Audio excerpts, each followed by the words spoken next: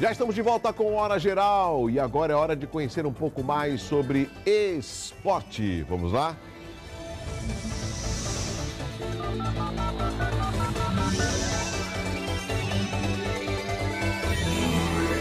A judoca Tamires Anacleto Cabral ficou com a medalha de prata no Campeonato Paulista Sub-18 da modalidade realizado no último fim de semana na cidade de Ribeirão Preto.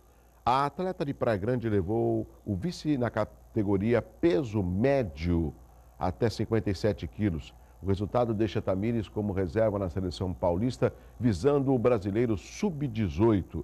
Na disputa pela medalha de ouro, Tamires perdeu para Deise Locatelli.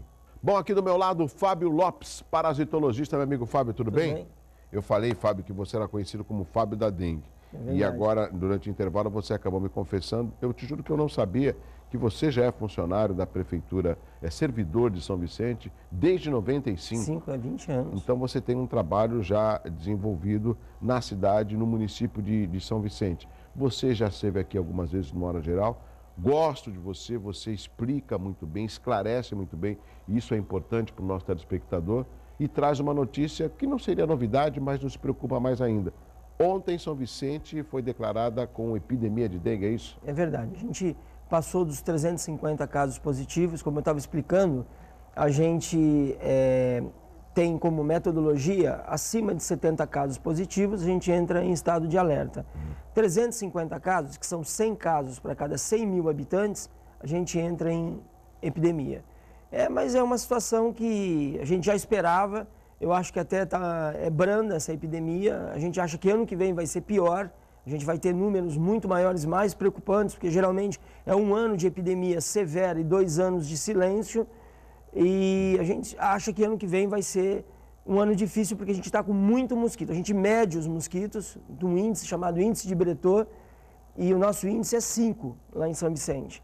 E todo índice que é acima de 1 quer dizer mosquito suficiente para ter epidemia. Nosso índice é 400% a mais do que se poderia. A gente não consegue entrar nas casas, estamos com uma dificuldade muito grande de entrar nas casas. A gente consegue fazer 45% das casas que a gente bate palma na porta. Os outros, o outro percentual 55. é por conta de recusa, das pessoas não deixarem entrar ou porque as casas estão fechadas. Agora, Fábio, 2 perguntas aí se impõem. O telespectador pode fazer perguntas no 3041-6777. Por que um grande número de mosquito? E por que essa reticência com relação à população deixar o agente entrar na residência? Olha, essa questão do mosquito, a gente vem falando há muito tempo. Esse mosquito ele tem uma dinâmica de postura dos ovos diferente de outros mosquitos. Geralmente os mosquitos eles investem toda a postura deles, de todos os ovos, num determinado local, numa coleção de água, como a gente chama. O Aedes não. Ele entra na casa e ele deposita de 80 a 120 ovos na primeira postura, depois ele distribui em posturas menores em outros lugares mais difíceis da casa. Então, se o agente entra na casa e ele não tem acesso a todos os criadouros, e geralmente ele não tem caixa d'água, ele não tem acesso a tudo, e o morador não faz aquilo que o agente pede, ou a visita não tem qualidade, rapidamente aquela casa se reinfesta. Porque 20, 30 ovos que sejam depositados numa caixa d'água vão ter ali uma quantidade grande de fêmeas dali a alguns dias, que vão reinfestar todo o quarteirão. Então, é bastante difícil para a gente que entra na casa convencer o morador de que ele tem que cuidar do seu domicílio até a próxima visita. E tem toda a questão de segurança, né? Que hoje está muito inseguro colocar alguém dentro de casa, mesmo que esteja uniformizado, com um crachá, as pessoas têm medo. Mas em São Vicente, como acho que todos os agentes em Santos assim, eles são identificados, né? São identificados, eles têm crachá e têm o uniforme, né, com a bolsa, com tudo. Mas, mesmo assim, a gente vive tempos difíceis em relação à segurança. Então, muitas vezes a pessoa diz do portão, não, está tudo certo, na minha casa está tudo certo, mas a gente sabe que não está. A grande maioria das casas a gente entra, além de dar informação, a gente tem que fazer correções, tanto no intradomicílio, dentro da casa, quanto no peridomicílio. Agora, Fábio, é uma coisa triste, quem esteve aqui recentemente, acho que foi no mês passado, conversando com ele, foi o doutor Marcos Caseiro, médico infectologista, que você também o conhece. Poxa, em pleno século XXI, você ter registro de pessoas que morreram por causa de dengue é uma coisa absurda. a gente não sabe nem o que se expressar. Tem aí uma notícia também nos jornais de hoje, que parece que mais um caso de dengue hemorrágica e mais um óbito. Isso tudo nos deixa preocupado, porque você falou aí, o mosquito, ele está se articulando, ele está aí, ele está se metropolizando, essa é a realidade, né? E isso dificulta cada vez mais. A proximidade das cidades colabora com o aumento da epidemia, por exemplo? As nossas cidades aqui na região são conurbadas? Colabora bastante. A gente vê que as cidades com população menor nesse momento, como Mongaguá, estão com epidemias severas porque não teve a circulação do vírus lá. Então, quando a gente tem baixos números, com um grande número de mosquitos, baixo número de pessoas doentes, quer dizer que já houve um esgotamento dos suscetíveis, ou seja, a maioria das pessoas daquela população já contraiu aquele vírus e tem o que a gente chama de imunidade homóloga duradoura. Ou seja, para sempre, nunca mais eles vão ter aquele vírus. Então dá uma falsa impressão de que a dengue está controlada. A dengue não está controlada, porque a gente controla o Aedes aegypti. E o Aedes, cada vez mais, ele está saindo do controle.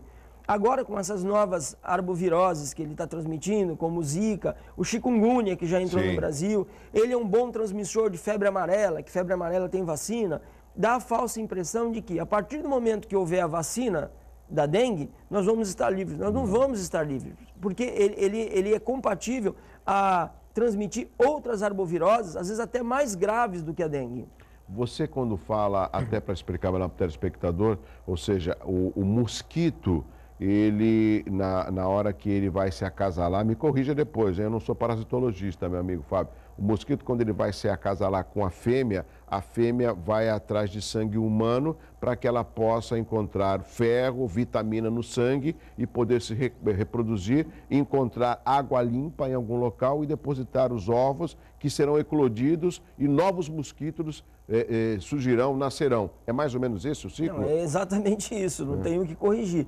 É exatamente isso, né? A fêmea ela só vai ter necessidade hematofágica, só vai ter necessidade do de sangue a partir do momento que ela estiver grávida. Como ela não faz a gestação dentro dela, né? Ela tem um estojinho com os óvulos e um estojinho com o esperma, que é o material masculino. Quando ela encontra água, ela num oviduto, que é uma estrutura bifurcada, ela força os óvulos e o esperma. Quando eles se encontram, óvulo com esperma vira ovo. Ela faz a postura. Então ela escolhe onde vai fazer muito bem. Essa questão do agravamento dos casos de dengue é uma questão natural que vai acontecer em todos os locais que tem dengue há muito tempo. Por quê? Esse agravamento dos casos, a dengue hemorrágica, a teoria que mais se aceita é quando o indivíduo já teve outras vezes dengue e há uma reação adversa entre esse novo vírus, esse novo sorotipo e os anticorpos que o indivíduo tem. Isso causa uma reação de permeabilização dos vasos capilares. Os vasinhos ficam todos permeáveis. E aí o coração, quando bombeia a parte líquida do sangue, foge para dentro das cavidades. Ou seja, quanto mais a gente tem pessoas expostas à dengue uma segunda, terceira ou quarta vez, maior a possibilidade da gente ter casos graves. E é essa a nossa situação. Os casos graves que você relata seria a dengue hemorrágica? Hoje já se tem outra nomenclatura, né? A gente tinha a FHD, que era a febre hemorrágica da dengue. Hoje a gente já tem quadros de DCC, que é dengue com complicação, que nem sempre é dengue hemorrágica, mas são dengues que têm complicação. Fábio, às vezes a gente culpa, eu particularmente aqui apresentando o Aula Geral, já falei que a responsabilidade não é das secretarias, e sim é um trabalho em conjunto, secretaria e população. Você é uma pessoa muito bem esclarecida, você poderia dizer que depende mais da redução desse número de casos de dengue da população ou de um trabalho de divulgação por parte das secretarias? São os dois. Divulgar não adianta mais. A gente sabe que essa questão de dizer que a população está consciente, a população está informada, ela não está conscientizada, porque ela não faz o que tem que ser feito. Ou seja, eu sei que eu não posso falar no celular dirigindo, mas eu falo no celular dirigindo. Sim, é a mesma coisa. É a mesma coisa a questão do HIV e do preservativo, é a mesma coisa. Então, grande parte dos focos estão dentro da casa das pessoas. E a gente só consegue entrar na casa das pessoas se a gente tiver autorização. Em contrapartida, nós temos, particularmente em São Vicente, alguns problemas grandes. Por exemplo, o pátio de veículos de apreensão. Nossa, eu Ele vi. tem muito carro e a gente não tem o que fazer ali. A SUSEM está nos orientando a trabalhar com um novo tipo de equipamento para pulverizar esses carros de uma maneira que tenha alguma ação residual para que, se haja postura, essas larvas morram. E os ferros velhos também são um grande problema para a gente, porque existe uma grande rotatividade daquilo, a gente não consegue controlar a pilha, saber o que foi tratado com inseticida e o que não foi. Lembrando que o uso de inseticida indiscriminado leva a uma resistência muito grande dos insetos. A gente já tem uma resistência maior do que 50% na Baixada Santista. Ou seja, inseticidas não têm resultado positivo. A cada grupo químico que a gente utiliza, durante um tempo se desenvolve a resistência. A resistência é nata, o mosquito nasce resistente. Quando a gente usa o inseticida, a gente seleciona o mosquito mais forte. A gente mata o mais fraco e o mais forte permanece. Então, fêmea forte com macho forte, prole forte. Daqui a pouco aquele inseticida também não pode mais ser usado, a gente tem que descobrir um outro grupo químico. Que absurdo, né?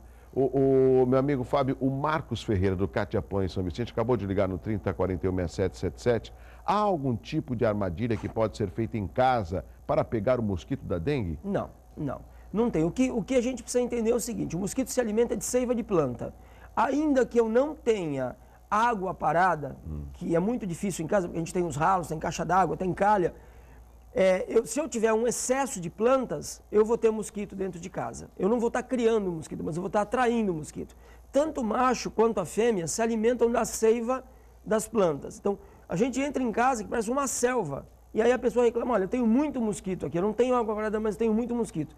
Sem problema, ele vai lá para se alimentar, para copular, para permanecer e vai buscar o criador em outro local. Então, uma das coisas que pode ser feita é diminuir o número de plantas em casa, porque isso atrai os mosquitos para dentro. Agora, uma armadilha eficiente não tem.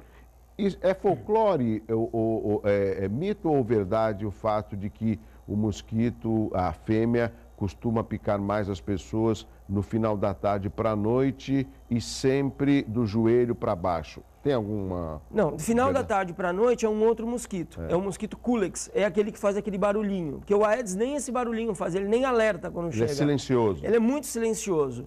O Aedes, ele é fotossensível, ele procura picar durante o dia. Para ele, dia e noite é questão de ter luz. Se a gente tiver uma grande quantidade de fêmeas com necessidade de sangue dentro de um quarto e à noite eu acendo uma luz branca para ir no computador, ela interpreta que é dia. Ela vai ficar ativa e vai picar. Já existem várias pesquisas mostrando que as fêmeas elas preferem ficar em locais como quarto e cozinha. Essa pesquisa já é divulgada, porque no quarto as pessoas estão acamadas, estão dormindo, ela pode picar com muita facilidade. Na cozinha, geralmente as pessoas estão com a mão ocupada, tá? Ela pica geralmente nos locais onde está descoberto, do joelho para baixo e muitas vezes aqui no braço. Lembrando que ela tem um anticoagulante, um anestésico na saliva, como todos os insetos hematófagos. Então, quando ela pica, a gente não sente a dor. Quando ela retira o aparelho e voa, que a gente sente aquela coceira, que ela já picou. Se ela estiver infectada, ela já jogou saliva e o indivíduo já está infectado. Eu tenho que chamar o intervalo comercial, meu amigo Fábio Lopes, dando uma explicação aqui com relação à dengue, mas ele é parasitologista. Depois do intervalo tem algumas perguntas e eu quero falar também sobre os ratos e as baratas. Mas tudo isso na sequência com o Fábio Lopes aqui no Hora Geral. Não saia daí, o Hora Geral volta já já.